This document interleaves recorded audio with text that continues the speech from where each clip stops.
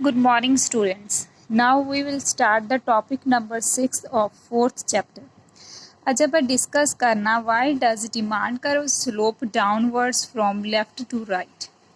ਕਹਿੰਦੇ ਜਿਹੜੀ demand curve ਦੀ slope ਆ slope means ਉਹ ਕਿੱਧਰ ਨੂੰ ਜਾ ਰਹੀ ਆ ਠੀਕ ਹੈ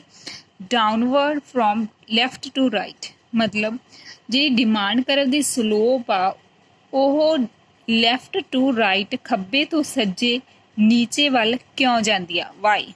ठीक है एक तो ये क्वेश्चन पूछ सकते हैं कि खब्बे तो सज्जे हेठा वाल क्यों जाती है जी डिमांड करव होंगी ठीक है जी मंग वक्र होंगी है खब्बे तो सज्जे हेठा वाल क्यों जाती है या फिर पूछा जाता है कि reasons for negative slope of demand curve कहते जी डिमांड करव आ नैगेटिव स्लोप का मतलब डाउनवर्ड आ लैफ्ट टू राइट आ रही है उन्होंने की है नैगेटिव स्लोप भी कहा जाता ये की रीजनस हो सकते हैं की कारण हो सकते हैं देखो आप पहला भी पढ़िया कहते the demand curve slope downwards from left to right it shows that ठीक है कोई भी डिमांड करव आ ठीक है वो कहते नीचे आती है डाउनवर्ड होंगी है स्लोप क्यों क्योंकि ये की शो करती है it shows the more quantity will be demanded at the lower price and vice versa कहते जो की आ किसी भी कोई भी चीज़ आ कोई भी कमोडिटी आ ठीक है ओदी की आ प्राइस घट होगा तो ओदी डिमांड ज़्यादा की जाऊगी ठीक है मोर डिमांडेड एंड वाइस वर्सा जे कहते प्राइस हाई आ ठीक है तो जी ओदी डिमांड आ वो लैस की जाऊगी ठीक है यही कारण आ बई ये की आ शो की करती है जो की है डिमांड करव नीचे तो उपर वाल आती है लैफ्ट टू राइट नीचे वाल आती है नैगेटिव स्लोप्ड होंगी है यदा मतलब होंगे कि जो की आ किसी चीज़ की जी प्राइस आ वो घट आ तो वो डिमांड ज़्यादा की जाऊगी हुण आपां इहदे रीजनस करते हैं की कारण हो सकते हैं भी जी डिमांड करव आ नीचे नूं झुकी हुई होंगी है ठीक है लैफ्ट टू राइट जाती है फस्ट है application of law of diminishing marginal utility तुहानूं पहलां भी याद होना चाहिए कि जो लॉ ऑफ डिमांड पढ़ते हैं आपां ठीक है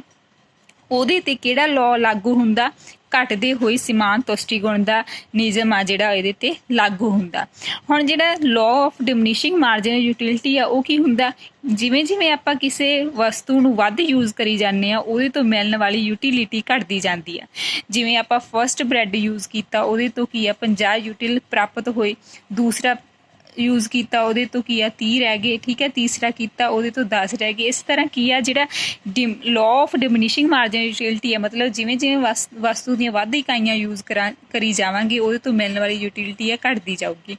सो ये की आ जी डिमांड करव आ वो भी यही नियम लागू होंदा सो जी law of diminishing marginal utility है वो करव भी की आ नीचे नूं झुकी हुई होंदी है तां ही करके की आ भी जी डिमांड करव की भी जी स्लोप आ नीचे नूं झुकी हुई होंदी है ठीक है देखो when a consumer purchases large quantity of good X ठीक है इट्स मार्जिनल यूटिलिटी फॉल्स कहते जिमें जिमें कोई भी वस्तु आ मान लो एक्स आ कोई भी कंज्यूमर उन्होंने ज़्यादा तो ज़्यादा परचेज करी जाऊगा वो तो मिलने वाली मार्जिनल यूटिलिटी आ घटती जाऊगी उही है जो चीज़ आ दसी है मैं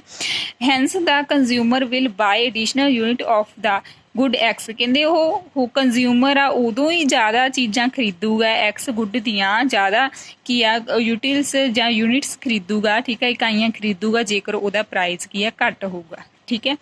तां करके इहदी स्लोप की है नीचे नूं झुकी हुई हुंदी आ इस तो अगे की आ इहदे ते होर किहड़ा नियम लागू हुंदा इनकम इफैक्ट पैंदा इहदे ते आमदन दा प्रभाव भी पैंदा ठीक है हुण देखो rise in price leads to fall in real income की हुंदी आ ਰੀਅਲ ਇਨਕਮ और ਇਨਕਮ ਹੁੰਦੀ ਹੈ ਜਿਹਦੇ ਨਾਲ ਆਪਾਂ ਵਸਤੂਆਂ ਤੇ ਸੇਵਾਵਾਂ ਨੂੰ ਖਰੀਦਦੇ ਹਾਂ ਠੀਕ ਹੈ ਸਾਰੀ ਦੀ ਸਾਰੀ ਖਰਚ ਕਰ ਦਿੰਦੇ ਆ ਹੁਣ ਦੇਖੋ ਕਹਿੰਦੇ ਜਿਵੇਂ ਜਿਵੇਂ ਪ੍ਰਾਈਸ ਕੀ ਆ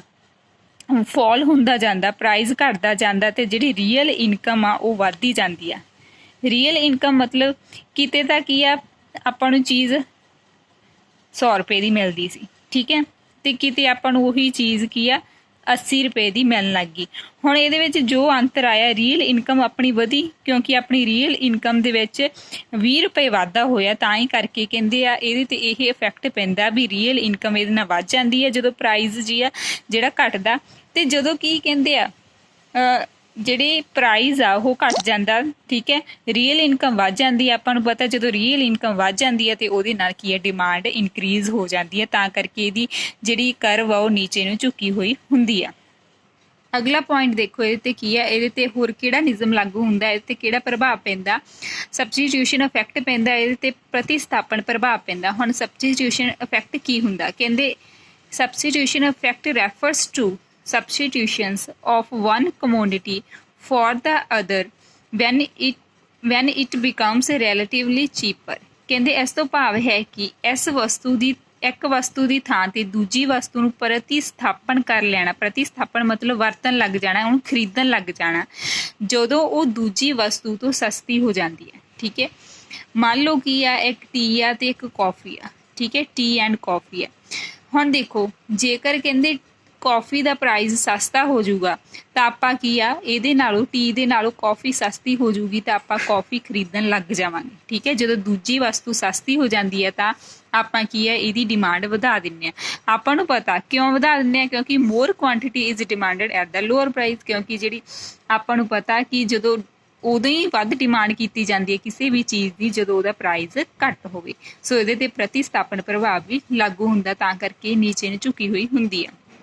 ਸੈਵਰਲ ਯੂਜ਼ਸ ਮਤਲਬ ਬਹੁਤ ਉਪਯੋਗੀ। When the price of commodity is high, ਕਹਿੰਦੇ ਜਦੋਂ ਵੀ ਕਿਸੇ ਵਸਤੂ ਦਾ ਕੀ ਆ ਪ੍ਰਾਈਸ ਵੱਧ ਹੁੰਦਾ, ਜ਼ਿਆਦਾ ਹੁੰਦਾ, it is put to only that use. ਕਹਿੰਦੇ ਜਦੋਂ ਕਿਸੇ ਚੀਜ਼ ਦਾ ਪ੍ਰਾਈਸ ਜ਼ਿਆਦਾ ਹੋਊਗਾ ਉਹਦੀ ਵਰਤੋਂ ਸਿਰਫ ਇੱਕ ਕਿਤੇ ਹੀ ਕੀਤੀ ਜਾਊਗੀ। ਵੀ ਆਪਾਂ ਕਹਿ ਦਿੰਦੇ ਹਾਂ ਚਲੋ ਇੱਕ ਕਿਤੇ, ਜਿਵੇਂ ਹੁਣ ਮਿਲਕ ਆ, ਠੀਕ ਹੈ, ਉਹਦਾ ਪ੍ਰਯੋਗ ਆਪਾਂ ਪੀਣ ਲਈ ਨਹੀਂ ਕਰਾਂਗੇ, ਸਵੀਟਸ ਬਣਾਉਣ ਲਈ ਨਹੀਂ ਕਰਾਂਗੇ ਜਦੋਂ ਉਹ ਮਹਿੰਗਾ ਹੋਊਗਾ। ਸਿਰਫ ਆਪਾਂ ਕੀ ਕਰਾਂਗੇ, ਉਹਦੀ ਇੱਕ ਟੀ ਬਣਾ ਲਾਂਗੇ, ਠੀਕ ਹੈ। ਵਿਚ ਇਜ਼ ਦਾ ਮੋਸਟ ਐਸੈਂਸ਼ੀਅਲ ਮਤਲਬ ਜੋ ਆਪਣੇ ਲਈ ਸਭ ਤੋਂ ਇੰਪੋਰਟੈਂਟ ਹੋਊਗਾ ਆਪਾਂ ਸਿਰਫ ਉਹੀ ਯੂਜ਼ ਕਰਾਂਗੇ ਤੇ ਬਾਕੀ ਛੱਡ ਦਾਂਗੇ। But van the price false, ਕਹਿੰਦੇ ਜਦੋਂ ਹੀ ਉਹ ਮਿਲਕ ਮੰਨ ਲਓ ਸਸਤਾ ਹੋ ਜਾਊਗਾ ਤਾਂ ਆਪਾਂ ਕੀ ਕਰਾਂਗੇ, ਉਹਦੇ ਹੋਰ ਵੀ ਜ਼ਿਆਦਾ ਪ੍ਰਯੋਗ ਕੀ ਆ ਵਧਾ ਦੇਵਾਂਗੇ, ਠੀਕ ਹੈ। ਉਹਦੀ ਸਵੀਟਸ ਬਣਾਉਣ ਲੱਗ ਜਾਵਾਂਗੇ, ਆਈਸਕ੍ਰੀਮ ਬਣਾਉਣ ਲੱਗ ਜਾਵਾਂਗੇ, ਠੀਕ ਹੈ, ਉਹਨੂੰ ਪੀਣ ਲੱਗ ਜਾਵਾਂਗੇ, ਠੀਕ ਹੈ। ਇੱਦਾਂ ਹੀ ਕੀ ਆ, ਕਹਿੰਦੇ ਜਦੋਂ ਕੀ ਆ ਪ੍ਰਾਈਸ ਵੱਧ ਹੁੰਦਾ ਕਿਸੇ ਚੀਜ਼ ਦਾ ਤਾਂ ਉਹਦਾ ਇੱਕ ਯੂਜ਼ ਹੀ ਕੀਤਾ ਜਾਂਦਾ, ਜਦੋਂ ਕੀ ਆ ਪ੍ਰਾਈਸ ਘੱਟ ਜਾਂਦਾ ਤੇ ਉਹਦੇ ਬਹੁਤ ਸਾਰੇ ਯੂਜ਼ਸ ਕੀਤੇ ਜਾਂਦੇ ਆ। ਦਸ ਆ fall in price is accompanied by greater demand and vice versa. ਕਹਿੰਦੇ ਇੱਦਾਂ ਹੀ ਆਪਾਂ ਕਹਿ ਸਕਦੇ ਹਾਂ ਸੇਮ ਚੀਜ਼, ਜਦੋਂ ਪ੍ਰਾਈਸ ਫਾਲ ਹੋਈ ਜਾਊਗਾ ਤੇ ਉਹਦੀ ਡਿਮਾਂਡ ਕੀ ਆ ਵਧੀ ਜਾਊਗੀ। ਜੇ ਪ੍ਰਾਈਸ ਕੀ ਆ ਵਾਈਸ ਵਰਸਾ ਮਤਲਬ ਕਹਿੰਦਾ ਇਹਦੇ ਤੋਂ ਉਲਟ, ਜੇਕਰ ਪ੍ਰਾਈਸ ਕੀ ਆ ਵੱਧ ਜਾਊਗਾ ਤੇ ਉਹਦੀ ਡਿਮਾਂਡ ਕੀ ਆ ਘਟਣ ਲੱਗ ਜੂਗੀ, ਠੀਕ ਹੈ। ਤਾਂ ਹੀ ਇਹਦੀ ਡਿਮਾਂਡ ਕਰਵ ਨੀਚੇ ਨੂੰ ਝੁਕੀ ਹੋਈ ਹੁੰਦੀ ਆ। ਇਸ ਤੋਂ ਅਗਲਾ ਪੁਆਇੰਟ ਦੇਖੋ, ਨਿਊ ਕੰਜ਼ਿਊਮਰਸ ਨਵੇਂ ਉਪਭੋਗਤਾ ਆ ਜਾਂਦੇ ਆ। ਮਤਲਬ ਜਦੋਂ ਕਹਿੰਦੇ ਪ੍ਰਾਈਸ ਘਟਣ ਲੱਗ ਜੂਗਾ ਮਤਲਬ